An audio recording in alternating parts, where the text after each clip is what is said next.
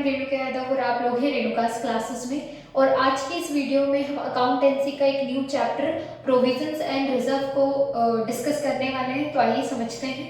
सबसे पहली बात, प्रोविजन क्या होते हैं एंड रिजर्व्स क्या होते हैं। तो स्टार्ट करते हैं प्रोविजन से। प्रोविजंस क्या होते हैं? हमने देखा है बिजनेस है तो बिजनेस व्यापार व्यवसाय में लॉस और प्रॉफिट होना तो चलता ही रहता है। कभी लॉस होता है, कभी प्रॉफिट होता है।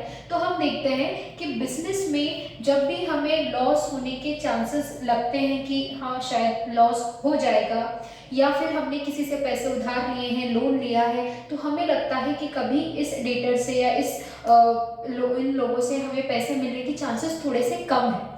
तो जब भी हमें ऐसा फील होता है, ऐसा हमें लगता है कि इसकी ज़रूरत हमें पड़ने वाली है या पैसे हमें मिलने के चांसेस थोड़े कम हैं, तो हम क्या करते हैं, मिड ऑफ द ईयर या स्टार्टिंग से ही थोड़ा थोड़ा सा अमाउंट हम स्टोर करके रखना स्टार्ट कर देते हैं। तो हमने जो भी हमारे पास पैसा आता है, अमाउंट आता है, तो हम क्या करते हैं, उसमें से कुछ अमाउंट निकाल लेते हैं और इसी तरह से अमाउंट को हम स्टोर करके रखते हैं। तो जो स्टोर करा हुआ अमाउंट होता है उसको हम एंड ऑफ द ईयर, मतलब जब हमें लगता है कि या हमें बेड डेब्ट्स हुआ है ना, या लॉस हुआ है, तो ऐसी जगह पर हम उस प्रोविजन के अमाउंट को यूज करते हैं। तो दैट इज द प्रोविजन, मतलब पहले से ही कुछ अमाउंट को स्टोर कर रखना। और डेटर्स के पास से पैसा ना आना, मतलब बैड डेब्ट्स हो जाना, या किसी भी लॉस की कंडीशन में उन पैसे को हम जो यूज करते हैं, दैट इज द प्रोविजन। तो आपने सुना होगा depreciation, provision for depreciation, provision for taxation. अब टैक्सेशन क्या है?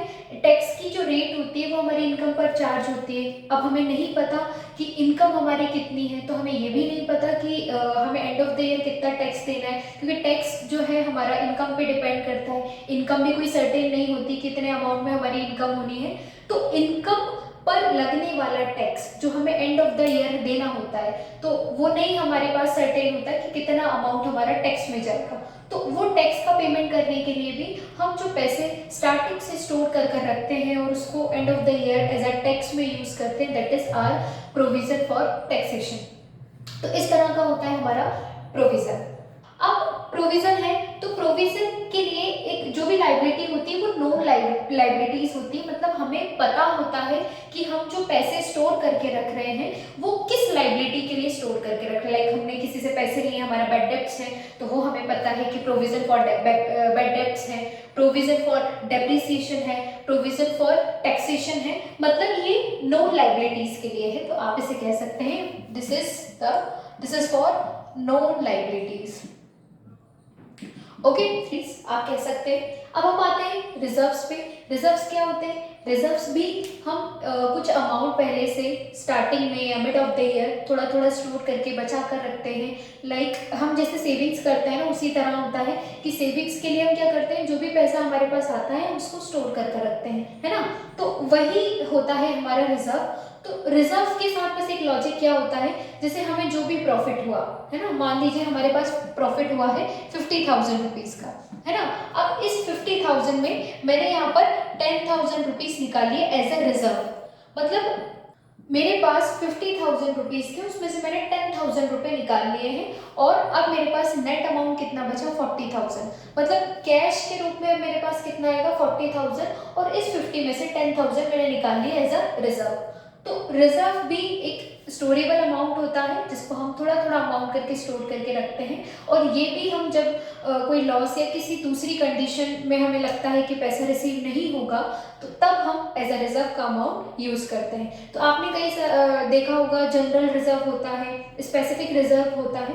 तो यहाँ पर रिजर्व्स के टाइप्स होते हैं। तो यहाँ पर हमने देखा रिजर्व और प्रोविजन जनरली स्टोरेबल अमाउंट है, इन केस लॉस या कोई बैड डेब्ट्स हो जाए तो उसमें हम इसको यूज करते हैं। बट ये प्रॉफिट के पहले इसको बनाया जाता है, मतलब ये सर्टेन है, लीगली है, आपको करना पड़ेगा, इससे आपको बेनिफिट ही मिलेगा। कहीं ना कहीं रिस्क के को आप बेयर करके रख सकते हो, रिस्क को टेक ओवर आप कर सकते हो। रिजर्व है, कोई स्पेसिफिक नहीं है, कोई आप पे बर्डन नहीं है, आपकी मर्जी है, आप बना भी सकते हैं, नहीं भी बना सकते। और आफ्टर प्रॉफिट ये किया जाता है, जैसे प्रॉफिट का अमाउंट आपके पास आ गया, देन उसके बाद आप कुछ अमाउंट बचा लो तो वो हो जाएगा आपका रिजर्व का अमाउंट। इस तरह से हमारा प्रोविजन और रिजर्व में सकते हैं कि क्या प्रोविजन हमारे होते हैं और क्या हमारे रिजर्व्स होते हैं। रिजर्व को और अगर हम देखें डिटेल में, तो यहाँ पर हम देखते हैं रिजर्व टू टाइप्स के हम देखते हैं, एक होता है हमारा रेवेन्यू रिजर्व और एक होता है हमारा कैपिटल रिजर्व। ओके, कैपिटल पे किया गया रिजर्व, कैपिटल रिजर्व। रेवेन्यू मतलब इनकम,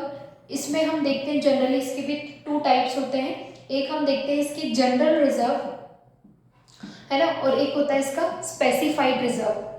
तो जनरल रिजर्व में हम देखते हैं मतलब जनरली हम जो अर्निंग करते हैं, हमारा जो कहीं कंपनी में काम करते हैं मिलने वाला पैसा, जो कि स्पेसिफिक पर्पस के लिए हम कोई भी अमाउंट को स्टोर करके नहीं रखते। जनरली हम जो भी थोड़ा बहुत पैसा निकालते हैं, लाइक जो भी सेविंग्स वगैरह करते हैं, स्टोर कर कर रखते हैं, विच इज जनरल रिजर्व। और स्पेसिफिक नाम से ही यहाँ पर शो है, स्पेसिफिक है, स्पेसिफाइड है कि हम स्पेसिफिक पर्पस के लिए इसको यूज़ करते हैं, मतलब एक स्पेसिफिक हमारा गोल है, एक ऑब्जेक्टिव है, उसके लिए हम पैसा जो है एज अ रिजर्व के रूप में स्टोर करके रखते हैं। So this is the difference between provisions and reserve. I hope आपको ये सारे टर्म समझ आए हों। बस अब आपने क्या करना है, इनकी थ्योरी को आपने पढ़ना है और 1 टाइम 2 टाइम्स में आपको सारी चीज़ें और क्लियर हो जाएंगी।